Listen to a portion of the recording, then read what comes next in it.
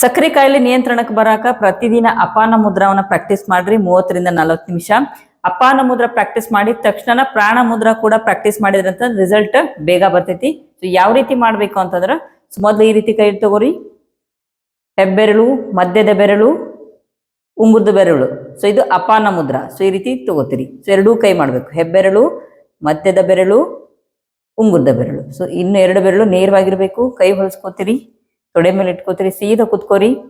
So ಇದನ್ನ 30 ರಿಂದ 40 ನಿಮಿಷ ಪ್ರಾಕ್ಟೀಸ್ ಮಾಡ್ಬೋದು. 30 ನಿಮಿಷ ಪ್ರಾಕ್ಟೀಸ್ ಮಾಡ್ತೀರಿ ಅಂತಂದ್ರೆ 15ರದ 2 ಸೆಟ್ ಮಾಡ್ಕೋರಿ, ಅಥವಾ 40 ನಿಮಿಷ ಅಂತಂದ್ರೆ 10ರದ 4 ಸೆಟ್ ಮಾಡ್ಕೊಂಡು ಪ್ರಾಕ್ಟೀಸ್ ಮಾಡ್ತೀರಿ. ಸೊ ಇದೊಂದು 10 ನಿಮಿಷ ಆದ್ಮೇಲೆ ಸೊ ನೆಕ್ಸ್ಟ್ ಪ್ರಾಣ ಮುದ್ರಾ ಮಾಡ್ತೀರಿ. ಯಾವ ರೀತಿ ಅಂತಂದ್ರೆ ಈ ರೀತಿ ಕೈ ತಗೊಂಡು ಹೆಬ್ಬೆರಳು, ಉಂಗುರದ ಬೆರಳು, ಕಿರು ಬೆರಳು, ಎರಡೂ ಕೈ, ಹೆಬ್ಬೆರಳು, ಉಂಗುರದ ಬೆರಳು, ಕಿರು ಬೆರಳು, ಇನ್ನೆರಡು ಬೆರಳು ನೇರವಾಗಿ. ಸೊ ಇದನ್ನು ಕೂಡ ಕೈ ಹೊಳಿಸ್ಕೊಂಡು ತೊಡೆ ಮೇಲೆ ಇಟ್ಕೋಬೇಕು. ಸೊ ಇದನ್ನು ಕೂಡ ಅಪಾನ ಮುದ್ರ ಆದ ತಕ್ಷಣ ಇದನ್ನೊಂದು 5 ನಿಮಿಷ ಪ್ರಾಕ್ಟೀಸ್ ಮಾಡ್ರಿ.